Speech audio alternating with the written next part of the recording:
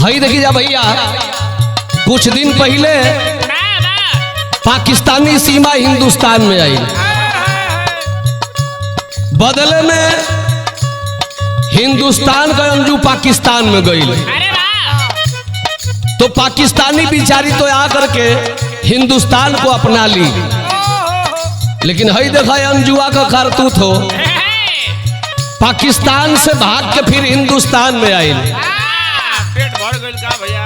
हाँ, मीडिया वालों को चकमा दे रही है कि मैं अपने बच्चों के लिए आई हूं।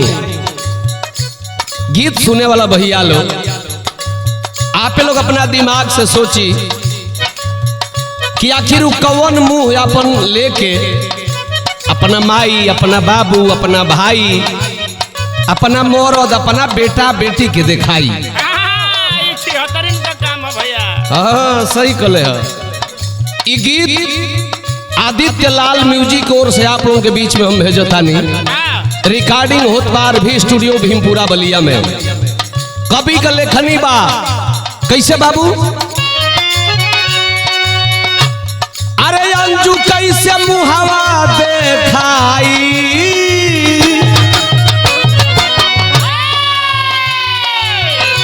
भाला अंजू कैसे मुहावा देखाई, और बिंद पास जाई, और बिंद बने अपना मौत।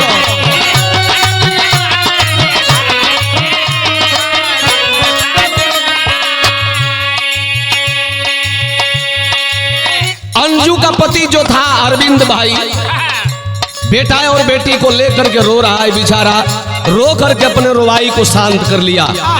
आज ये जाएगी तो अरविंद के गांव के लोग क्या कहेंगे? अरे लोगवन से छिनरी कहाई,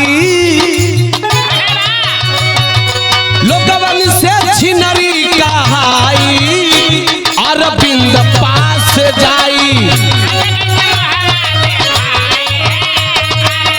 जाए छिहत्तरो।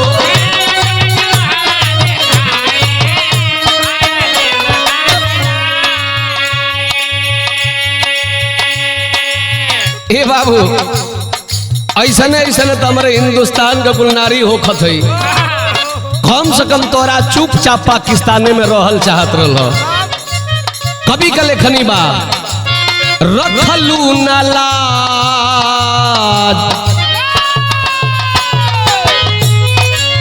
रखलू न लाज अपने माई बाप भाई के,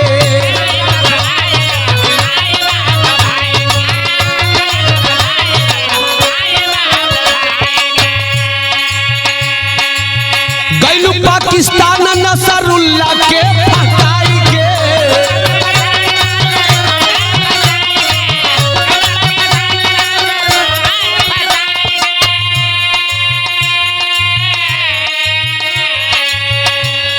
काहे अंजू अगर कुंवार रहतू तो कुंवार रहतू, भगवान ने तुम्हें सोना और चांदी दोनों दिया था, सुंदर पति भी दिया था। नसरुल्ला से सुंदर है अरविंद भाई, और वैसे पति को छोड़कर चली गई बहाना बना करके, और जा करके पाकिस्तान में तूने मुस्लिम धर्म अपना लिया। इतना ही नहीं, तब गैलू अंजू से फातिमा कहाई,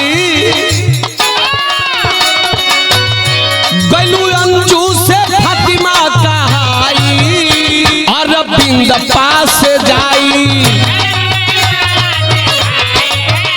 अरे कौन भूल गैलू हिंदुस्तान में अंजू?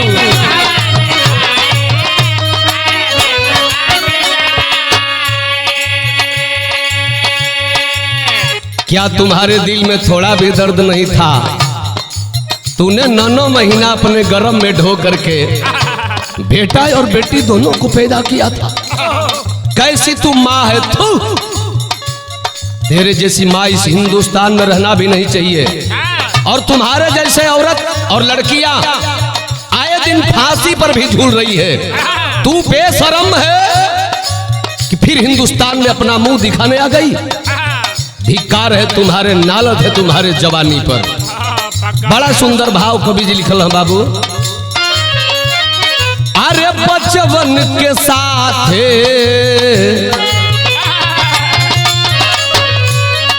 अरे बचवन के साथ और बिंद के रोवावलू।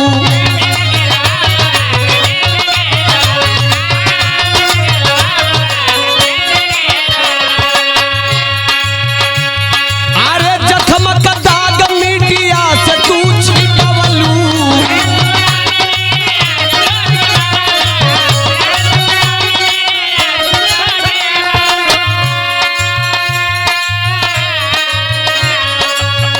अंजू जब पाकिस्तान से जिस दिन हिंदुस्तान में आई, बॉर्डर पर मीडिया वाले पूछताछ कर रहे हैं, मुंह छुपा छुपा कर भाग रही है, गले पर दाग है। मीडिया वाले पूछ रहे कि तुम्हारे गले पर कैसा दाग, कैसा चोट? तो कह रही है कि मैं लाकिट पहने थी। अरे लाकिट रहा कि लात खैले रहलू हो। कभी का लेखनी बा बचवन के साथ अरविंद के रोवलू। जखम का दाग मीडिया से छिपवलू। बेटा के बहाने गईलू आई। अरे बेटी के बहाने गईलू आई। अरविंद पास जाई। अरविंद पास जाई।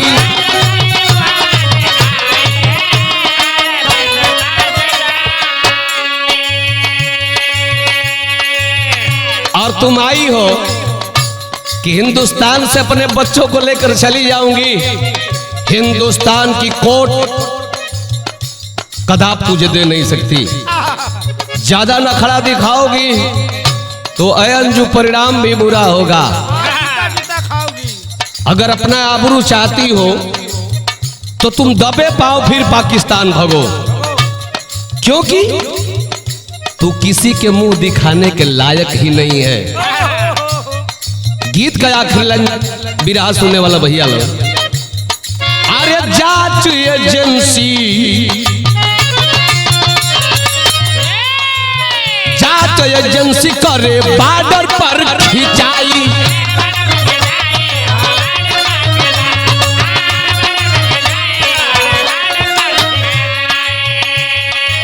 शर्म से कहे अंजू मुँह लटकाई।